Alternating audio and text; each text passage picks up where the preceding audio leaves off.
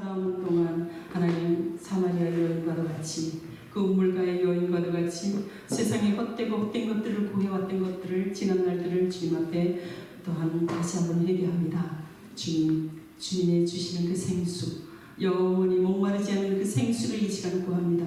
영원히 아버지 하나님 우리의 그 영원한 생명으로 이끌어가실 생명의 떡을 구합니다. 주님 이 자리에 함께하여 주시옵시고 성령님 함께하여 주셔서 우리의 마음이 다시 한번 하나님을 바라며 그 생명으로 인하여 기쁨이 넘치게 하여 주시옵소서.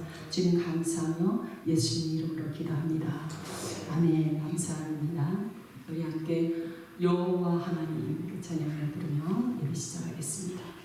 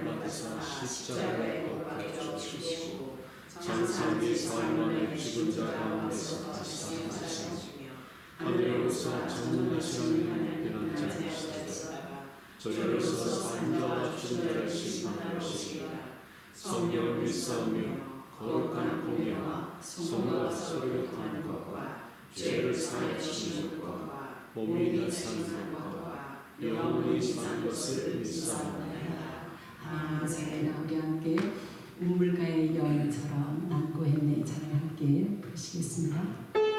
그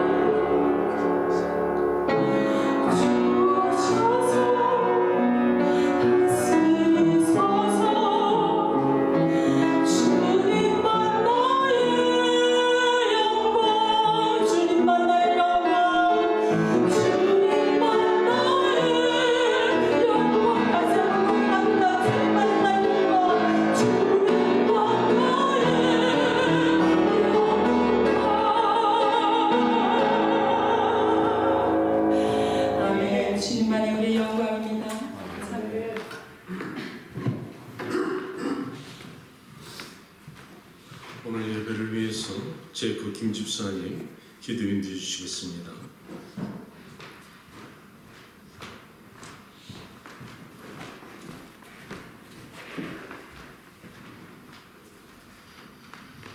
하나님 아버지 감사합니다. 오늘 이렇게 귀한 날 저희가 한자리에 모여서 다시 이 귀한 예배 드릴 수 있게 하심을 감사합니다.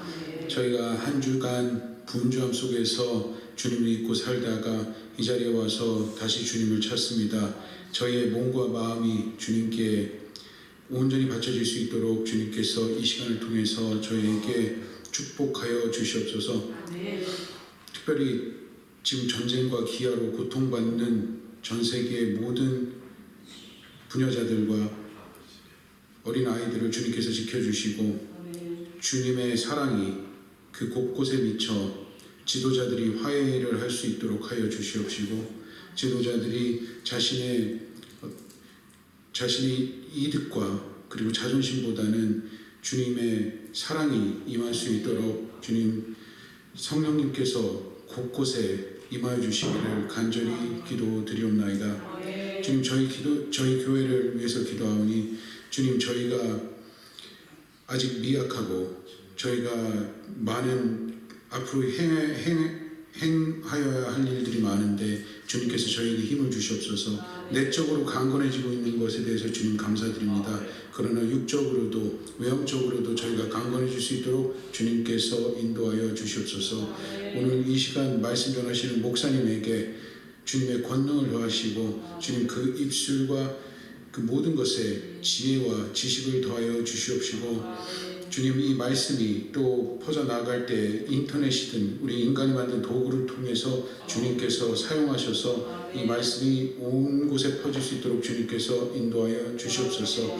이 시간 주님께 맡겨오며 예수님의 이름으로 기도드렸습니다. 아멘.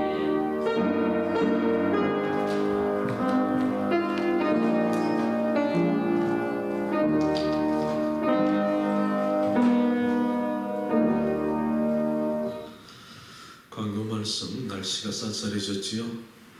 환절기에 건강들 하십니까? 감사합니다. 추수감사절이 다가오는데 기도 미리 준비들 하시고요. 오늘 예배 외에 친교는 우리 제코 김 집사님께서 또 섬겨 주시겠습니다.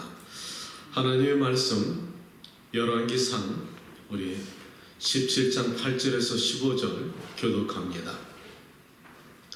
여호와의 말씀이 엘리야에게 임하여 이르시되 너는 일어나 시온에 속한 산발소에서 거기 머물라. 내가 그 앞에 명령하여 네게 음식을 주게 하였느니라.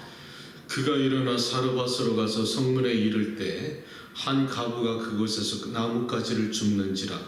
이에 불러 이르되 청하건대 그릇에 물을 조금 가져다가 내가 마시게 하라. 그가 가져가 올 때 엘리야가 그를 불러 이르되 청하건대 내 손에 떡 한 조각을 내게로 가져오라.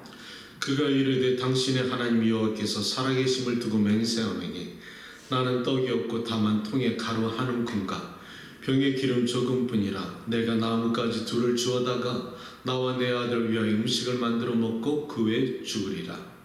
엘리야가 그에게 이르되 두려워하지 말고 가서 내 아들로 하려니와 먼저 그것으로 나를 위하여 작은과 번개를 만들어 내게로 가져오고 그 후에 너와 내 아들을 위하여 만들라. 이스라엘의 하나님 여호와의 말씀이 나 여호와가 비를 지면에 내리는 날까지 그 통에 가루가 떨어지지 아니하고 그 병에 기름이 없어지지 아니하리라 하셨느니라. 함께합니다. 그가 가서 엘리야의 말대로 하였더니 그와 엘리야와 그의 식구가 여러 날 먹었으나.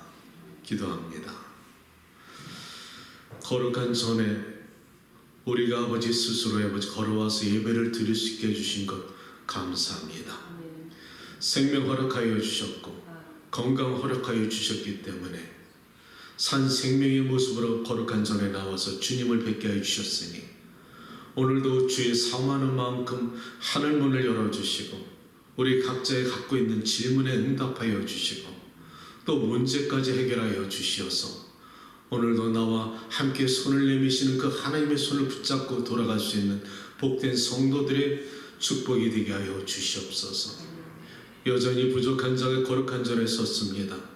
그러나 부족한 대로 아버지 말씀을 또 사모하고 준비했사오니 주의 성령이 대언하여 주시고 부족한 것을 주의 성령께서 채워주시어서 성도들이 유익하고 복된 말씀, 생명의 말씀으로 인도하여 주옵소서. 예수님의 이름으로 기도합니다. 아멘. 오늘 여러분과 나눌 말씀은 이해할 수 없는 하나님의 말씀, 이럴 때 있지요. 인생을 살아가다 보니까 때로는 살아계신 하나님이신지 나를 버리셨는지, 또 때로는 하나님께 나에게 나타나셔서 말씀을 주셨는데 도대체 이해할 수 없는 말씀, 상식적으로 세상적으로 생각해보면 이게 말씀이 되겠는가, 이런 말씀이 때에 따라 있다는 것이지요. 제가 말씀을 갖다 좀 힘있게 하려고 하는데 저 사실 며칠 동안 좀 몸이 안 좋았습니다. 그래서 여러분들이 많이 걱정이 돼서 여러분들 건강 위해서 기도했는데 아침에 우리 집사람이 단에 올라와서 목소리 힘있게 하라고 그러더라고요. 북방 여자라 달라요. 사정 안 봐주더라고요. 그래서 따라서 제가 힘있게 하려고 합니다. 자, 이 오늘 말씀이 우리 인생사에 때로는 이해할 수 없는 하나님의 말씀이 여러분의 삶에서 있어요, 없어요? 나는 참 많더라고요. 때로는 상식적으로 우리 세상적으로 도저히 이해할 수 없는, 아니 하나님이 내 사정 알고 하시는 거야. 상황은 나빠지는데 자꾸만 괜찮다고 그러시고 두려움 말라 하실 때마다 사람 환장합니다. 그런데 그런 때 하나님 우리에게 요구하시는 것이 무엇일까요? 인생 끝나지 않았어. 믿음으로 끝까지 가야 돼. 이것이 하나님에게 우리에게 원하시는 말씀이에요. 만약 하나님께서 오늘날 여러분에게 두려워하지 마, 즉각적으로 대답하면 여러분 기도 안 할 겁니다. 믿음 없을 겁니다. 하나님은 우리에게 주시는 말씀에 믿음을 가지고 요구하십니다. 너 그거 붙잡고 믿음이 성장할 때까지 내가 안 들어줄 거야. 이게 하나님의 방법이지요. 내 믿음이 성장할 때까지 기다리신다는 겁니다. 로마의 시스텐 성당 가보신 분 있나요? 저도 가보진 않았습니다만은 그것이 아주 유명한 미켈란젤로의 성화가 있습니다. 그 이름이 천지창조예요. 여러분이 보셨는지 모르지만 저는 예술가이기 때문에 그림을 대해서 많이 관찰하고 제가 관심을 가졌었는데 그 성화를 보면은 신이 하나님이 하늘에서 내려오신 손을 갖다 이렇게 내밉니다. 그러면 밑에 있는 아담이 손을 갖다 이렇게 내밀어서 하나님과 그 손의 접촉점을 갖다 만지려고 하는데 간격이 아직 붙어 있지 않다는 것이죠. 간격의 차이가 있다는 겁니다. 왜 그럴까? 여러분 왜 그럴까요? 세상의 어느 종교도 신이 하나님께서 백성들을 찾아오는 경우가 있지만은 어느 다른 종교에는 사람이 신을 찾아가지 신이 사람을 찾아오는 경우는 없습니다. 그런데 성경 66권에서 우리가 크게 위로받고 감동을 받는 것은 신이 우리를 찾아오신다는 겁니다. 그리고 우리가 손을 이렇게 내미신다는 것이죠. 그런데 아담은 아직까지 손을 내밀었지만 접속이 안 됐다는 것이죠. 간격이 아직 있다는 겁니다. 그 화가는 우리에게 주시는 그 의미심장한 뜻은 사람이 손을 내밀어서 믿음과 사모함과 열정으로 손을 갖다 터치하는 것은 우리의 몫이라는 겁니다. 아멘. 사랑하는 성도 여러분들이요, 나는 여러분들이 하나님이 여러분의 지금 이 손을 내미는데 여러분이 그 손을 붙잡는 이 시간이 되기를 주님의 이름으로 축복합니다. 오늘 말씀이 그렇습니다. 하나님께서 하늘에서 보시고 저 사르밧에 있는 어느 과부의 간절한 기도를 들으시고 손을 내미는 장면이 오늘 성경 말씀입니다. 성경은 오늘 본문의 이전에 1절에 가면은 엘리야라는 사람이 등장하는데요. 이 엘리야는 이 아합이 이세벨과 함께 그 이스라엘 갖다 다스릴 때 있었던 북이스라엘의 선지자입니다. 성경이 이렇게 그를 소개하기를 길앗에 우가는 자 중에 디셉 사람 엘리야가 있더라 이렇게 말합니다. 엘리야가 있더라 말하지 않고 디셉 사람, 그가 살던 지역을 얘기하는데요. 이 디셉이라는 지역을 갖다가 그런 성경 주석을 찾아보니까 이름이 확실치가 않습니다. 무슨 말이냐? 성경에 나오는 수많은 지명의 이름은 특수한 어떠한 그 뜻이 있든지 아주 중요한 지형이든지 역사적인 어떤 그런 관찰할 수 있는 어떤 중요한 것인데, 이 나오지 않는다는 것은 한마디로 시골이라는 것이죠. 산골 사람이라는 겁니다. 그 시골과 존재감 없는 곳에 하나님께서 엘리야라는 사람을 만나고 그를 선자로 세워서 그에게 말씀하시는 것이 오늘 성경 말씀 17장 시작부터 말씀이 시작됩니다. 그에게 하나님이 말씀하여 가라사대 엘리야에게 말씀하시기를, 너는 아합에게 가서 말하기를, 장차 이 땅에 내 말이 떨어지기 전까지 하늘의 비도 오지 아니할 것이요 이슬 방울도 내리지 아니하리라. 그렇게 가서 전하라는 것이죠. 이것이 소명입니다. 이 말을 들은 엘리야는 그 아합이 아주 악한 왕이고, 왕비는 더할 수 없이 더 악한 왕비인데 축복의 말씀을 가지고 가는 것이 아니라 저주의 말씀을 가지고 가니까 순종이 어려웠다는 것이지요. 그런데 주의 종들은 어떤 말씀이 떨어지든 간에 하나님 말씀에 가라사대 아멘 하면서 순종하는 것이 주의 종들이지요. 그것이 믿음의 순종입니다. 엘리야는 그 말씀을 따라서 그가 순종하면서 그곳에 가기 시작하는데, 하나님께서 이 엘리야를 갖다가 말씀을 전하고 나서 급히 아합을 통해서 위험을 갖다가 위기가 오기 전에 그를 갖다 피신시키는 것이 어떤 성 요새나 안전처가 아니라 깊은 계곡, 그 요단강 쪽에 있는 그 깊은 계곡, 그리 시냇가라는 곳으로 엘리야를 갖다 숨기기 시작한다는 것이죠. 아주 재밌습니다. 우리 하나님께서 여러분과 나에게 오늘날 말씀하시고 우리에게 주신 소명이 있는데, 우리가 하나님의 말씀에 순종할 때 위기를 갖다 피하게 하시고 두려워하지 말게 하시고 우리를 안전처로 갖다 움직이시는데, 우리의 생각과는 다르게 그 안전처가 아주 우리가 바라고 원하는 그런 아주 안식처가 아니라 깊은 계곡, 어둠이 있는 계곡, 그런 산골과 골짜기와 광야로 우리를 이끄신다는 겁니다. 이게 이해가 안 되는 거지요. 이게 이해가 안 되는 거예요. 이왕 피신하게 하시려면은 좀 여건이 좀 환경이 좋은 곳으로 피신하게 아니하시고 물만 있는 시냇물가만 흐르고 양식을 구할 수 없는 깊은 계곡으로 인도하셨다는 것입니다. 왜 그랬을까? 왜 그랬을까? 왜 하나님 당신의 종을 갖다가 여유 있는 곳에 보내지 아니하시고 이렇게 깊은 계곡에 그를 보내셨을까? 이것이 하나님이 당신의 사랑하는 자녀들에게 주시는 훈련입니다. 캄캄하고 물만 없고 어디서 구할 양식이 없으니까 하나님께서 까마귀를 통해서 아침 저녁으로 떡과 고기를 통해서 먹게 하시는 것이, 하나님만 바라보게 하는 것이 하나님의 훈련의 방법이라는 것이지요. 세상 의지하지 말라는 겁니다. 너는 나만 바라보라는 것이지요. 그리고 하나님께서 그에게 먹을 것을 주시면서, 낮에는 그래도 햇빛을 잠시 볼 수 있을지 모르지만은 밤만 되면 광야와 깊은 계곡은 외롭습니다. 고독합니다. 물소리와 때로는 바람소리밖에 들리지가 않지요. 아주 참 외로운 곳이 광야고 계곡입니다. 그때 사람들은 여러분 같으면 무엇에 신경 쓰실 겁니까? 하나님을 찾게 되어 있다는 것이지요. 세미한 음성에 귀를 기울이기 시작한다는 겁니다. 세상의 바쁜 생활 속에서 듣지 못하던 세미한 음성은 고독한 환경 속에서, 나와 하나님만이 독대할 수 있는 환경 속에서 들을 수 있는 귀가 열린다는 것이지요. 하나님은 그래서 때로는 우리를 광야 같은 곳에, 계곡 속 우리가 집어넣을 때가 있는데 그때서야 귀를 기울이기 시작한다는 것이지요. 하나님 우리와 생각이 다르다는 것입니다. 그러니까 엘리야가 영광이 뜨이기 시작하고 귀가 열리기 시작합니다. 그러니까 어느 날 이제 가뭄이 오기 시작하니까 그 시냇물 진짜 마르니까 하나님께서 엘리야에게 두 번째 나타나십니다. 엘리야야, get up, 일어나서 이제 내가 두 번째 명령을 더 따르라 하십니다.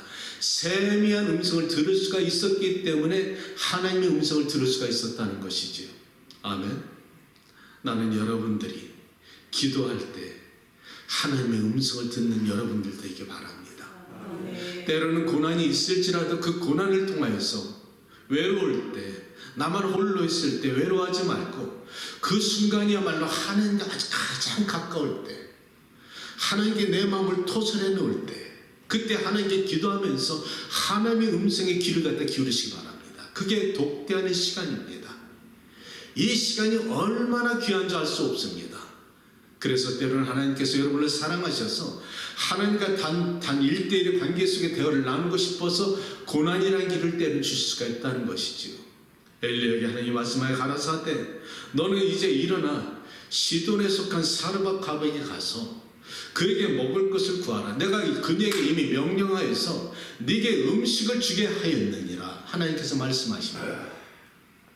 자, 그러니까 그때 엘리야가 그 말씀을 갖다 믿고 일어나서 이제 시돈 지경으로 갑니다. 시돈은 이세벨이 살던 그런 나라였는데 이방인들의 나라라는 것이지요. 자, 여기서부터 여러분 잘 들으시기 바랍니다. 더 중요한 말씀이 나타나는데 하나님께서 시돈에 있는 사르밧 가백에 가라는 것은 이방 여인에게 가라는 것입니다. 당신의 선민이 아닌 이제 하나님의 말씀으로 율법으로 보면은 이방 여자 타인이란 말이죠. 그런데 하나님이 당신의 종을 사르밧 지경까지 가서 어느 과부를 갖다 도와주라는 것이죠. 이것이 하나님 만민의 하나님이라는 것입니다. 하나님은 이 하나님께서 그에게 말씀하시니까 이제 엘리야가 말씀에 순종하여서 이제 시돈에 있는 사르밧으로 갈 때, 자, 여러분이 만약 엘리야라면은 하나님 말씀 들었어요? 과부에게 가면 너에게 먹을 것을 줄 거야. 이렇게 말씀하셨다면 가는 과정 가운데 여러분은 어떤 기대를 하실 건가요? 하나님께서 나를 사르밧 과부에게 보내니까 이제 그곳에 가면 넉넉한 기름지고 맛있고 아주 넉넉한 대접을 받으려고 생각하지 않았겠습니까? 이것이 하나님과 우리의 생각이 차이입니다. 그런데 가보니까 성문 앞에 어떤 과부가 나뭇가지를 갖다 줍고 있는데 그 과부에게 찾아가서 내게 물을 달라 하면서 돌아가서 물을 가지러 가는 그녀에게 다시 한번 엘리야가 말합니다. 내가 청하노니 내게 떡을 한 조각 가져와서 나 배고픈 것을 해결해 달라. 이렇게 말한다는 것이지요. 자, 그때 이 여인이 기가 막힌 말을 합니다. 당신의 하나님 여호와께 내 맹세하노니 내가 거짓말을 안 하거든요. 내가 진짜로 당신에게 말씀드리는데요. 내가 갖고 있는 그 도관에 한 움큼 가루밖에 없습니다. 그리고 병에는 조금 남았거든요. 그런데 요거 가지고 내가 마지막 내 아들과 먹고 죽으려 하나이다. 이야, 기대를 하고 시돈에 왔는데 사르밧 과부를 만났는데 가난한 과부를 만나겠다는 거예요. 첫 번째 이해할 수 없는 하나님의 말씀이 엘리야에게 임했다는 것이지요. 왜 그랬을까 하나님께서? 그리고 이 과부의 입장에서는 기가 막힌 얘기야. 왜냐하면 하나님께서 말씀하시길 엘리야에게 내가 이미 가면은 내가 그녀에게 명령하여서 너 먹을 것을 준비했어, 이 말씀이거든요. 자, 그렇다면 이 여인은 엘리야에게 오기 전에 하나님의 말씀을 들었을 것이란 말입니다. 내가 선자를 보낼 것이니까 내가 그를 보내면 네가 그를 갖다 공경하여서 먹을 것을 주라 했을 것이란 말이지. 그렇다면 뭐 먹을 것을 주시든지 빈독을 채워주시든지 사람을 보내서 도와주든지 해야 되는데 시간이 지나도록 아무 응답도 없고 독은 비어져 가고 병의 기름은 없어져 가는데 선지자가 왔단 말입니다. 말씀대로 왔는데 막상 줄 것이 없다는 것이죠. 자, 이것이 두 번째 이 평신도인 사르밧 과부에게 이해할 수 없는 하나님의 말씀이라는 것이죠. 우리 인생이 이렇다는 겁니다. 때로는 하나님의 말씀대로 살았는데 두려워 말라 하셔서 믿었는데 상황이 갈수록 나빠져. 좋아지는 게 없어. 그러고 나서 그래도 믿음으로 기다리는데 어떤 환경이 되면 우리가 그 마음에 낙심이 되어서 우리가 하나님을 떠나는 경우가 있습니까? 없습니까? 흔들리지 않습니까? 오늘 이 말씀이지요. 나는 이 말씀을 갖다 묵상하면서 참 이 여인의 마음이 어땠을까?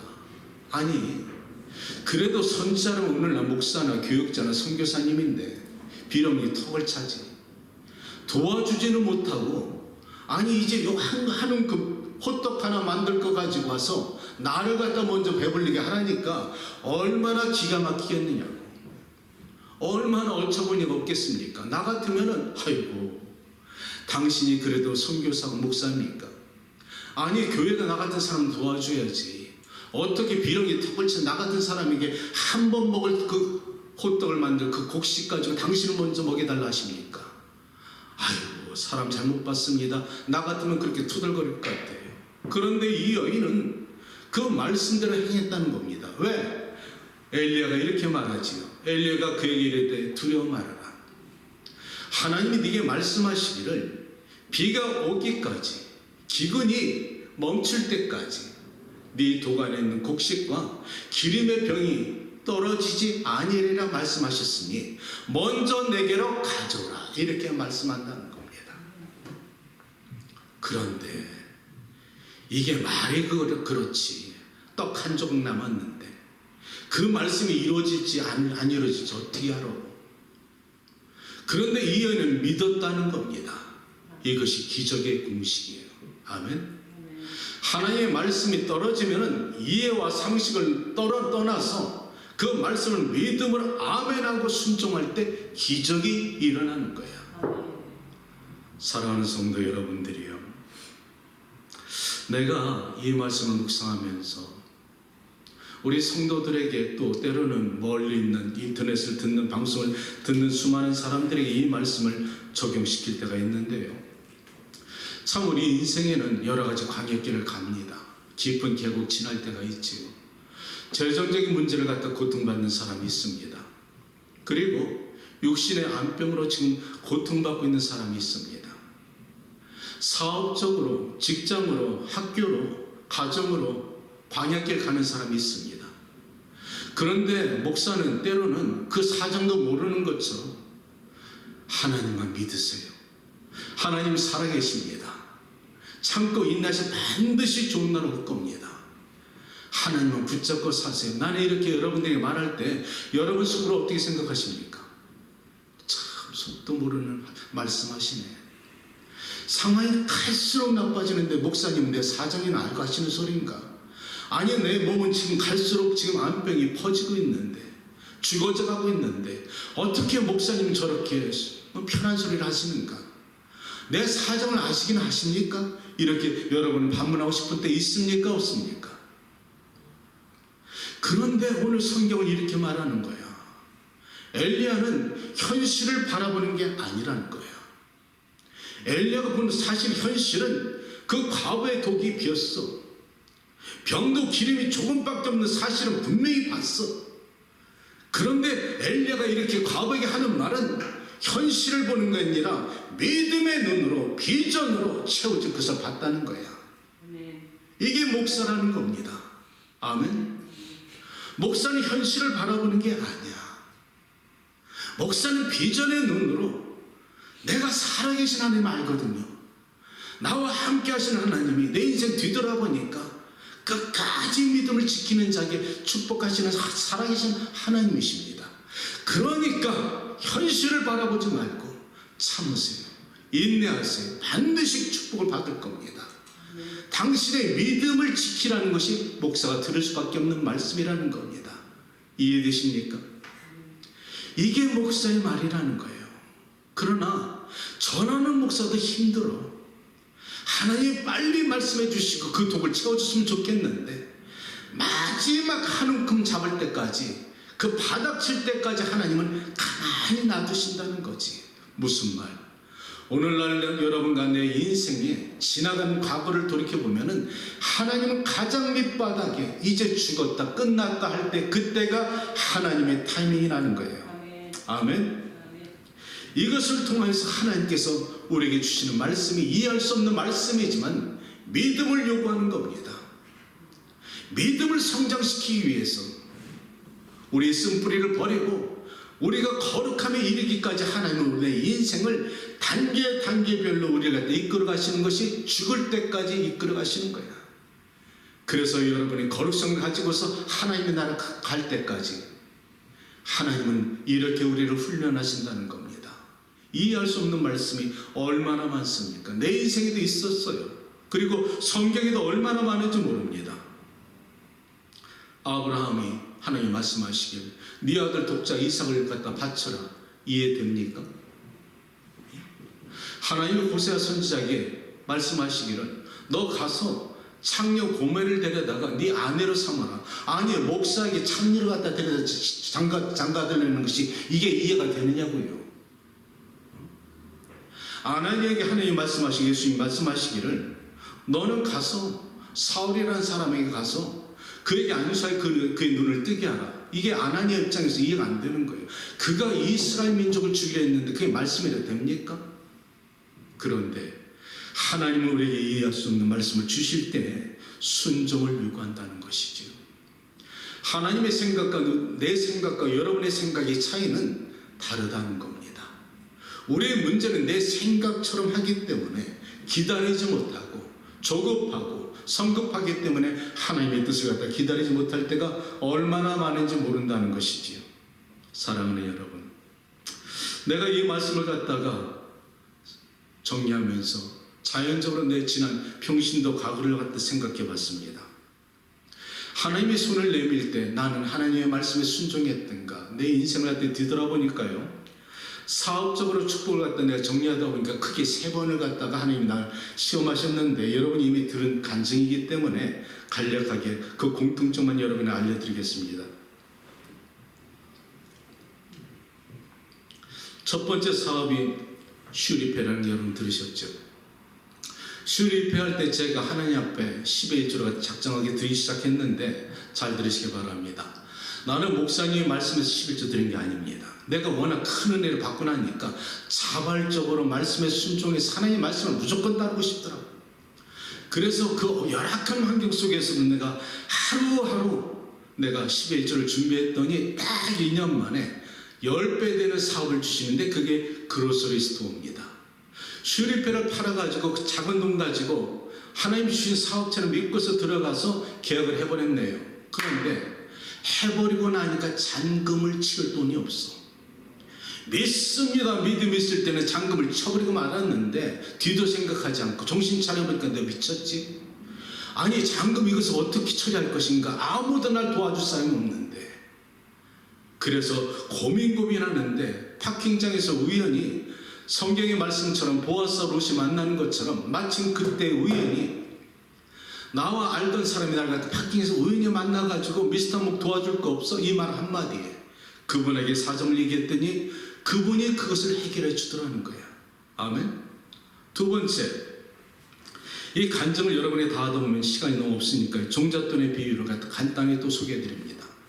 이것은 뉴욕 와서 어느 교회를 갖다가 내가 섬기러 들어갔는데 교회가 후임 목사와 전임 목사 사이에 이렇게 문제가 있어가지고 교회가 깨지기 직전입니다.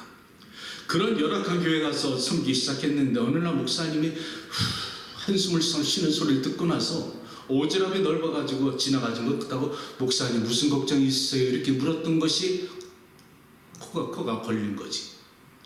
그 목사님이 말씀하시기를 아유 괜찮습니다 집사님. 아유 뭔데 말씀 좀 해보세요. 같이 나눠봅시다. 그랬더니 그 목사님께 주저하시다 하신 말씀이 현재 교회가 은행에 돈 대출을 갖다가 받은 것을 갚지 못해가지고 법적으로 지금 교회를 쫓겨나게 됐다는 거예요. 그 말씀을 듣고 나서 궁금해서 얼마인데요? 이렇게 물었습니다. 그랬더니 내가 뉴욕 와서 자마이카에 이제 조그만 가게를 시작했는데 2년 동안 두 번째 가게를 열려고 정성스럽게 모았던 그 액수하고 똑같아. 어쩌면 그렇게 똑같아? 그 말을 듣자마자 아차 싶더라. 괜히 물었네. 그날이 토요일날 저녁인데요. 그날 저녁에 집으로 돌아가는데 괜히 물었어. 아우, 내가 왜 그걸 물었을까? 왜 내가 괜히 물었나 후회하느냐면 그 액수가 내 머릿속에서 떠나지가 않는 거예요. 집에 와서 가만히 있는데도 액수가 떠나지가 않아. 그러면 성령께서 내게 가르쳐 주신 말씀이 아들아 내놓거라. 그날 밤에 난 하나님께 실갱이하기 시작합니다. 하나님 들어보십시오. 내 말 좀 들어보십시오. 이것은 투자할 것이 아니라 이거 나한테 맡겨놓으시면 내가 좀 저쪽에 내가 가격자를 봤거든요. 내가 거기 투자만 2년만 기다렸어요. 그러면 이 돈 아니라 그 하나님 건축까지도 할 수 있습니다. 난 하나님을 설득하고 있는 거예요. 그런데 성령님은 전혀 관계치 않습니다. 아들아 내놓거라. 주여 생각 좀 다시 하시옵소서. 밤새 실갱이하는 거야. 밤새 실갱이하다 어느 순간에 딱 깨달아진 게 이거더라고. 청지기 마인드. 내가 하나님과 청지기가 아니냐. 하나님 나의 주인이 아니냐. 내가 청지기랑 난 종인데 내가 지금 뭐하고 있어? 내가 청지기 마인드 딱 깨달아지면서 굉장히 간단하더라고. 내가 종이고 하나님이 주인이면은 내가 순간적으로 지금 청지기에 맡겨두는 돈을 하나님께서 아들아 내놓거나 내가 쓸 때가 있다 하시는데 종이 어떻게 하고 있는 거예요? 주인님 잠깐만요. 내가 이거 다 투자해가지고 주인님께 돌려드리겠습니다. 이게 종이에요? 상전이지. 내가 그 깨달아지자면 아이고 내가 미친 짓 하고 있구나. 내가 교만한 짓 하고 있네. 그러면서 그 깨닫자마자 하나님이 잘못했습니다. 내가 교만해서 당신이 맡겨준 것을 마치 내 돈처럼 생각했습니다. 마치 종잣돈처럼 생각했거든. 이게 내 생각과 하나님의 생각의 차이야. 하나님은 그것은 내 건이라 나는 종잣돈입니다. 농사의 종잣돈이 무엇인가요? 내년에 심을 갖다가 그 곡식을 심어서 추수할 것을 그 갖다 기다리는 목숨과도 같은 그 귀한 곡식 아닙니까? 나는 그 종잣돈처럼 생각했는데 하나님은 그거 내놓으라는 것이 내 거라는 것이지.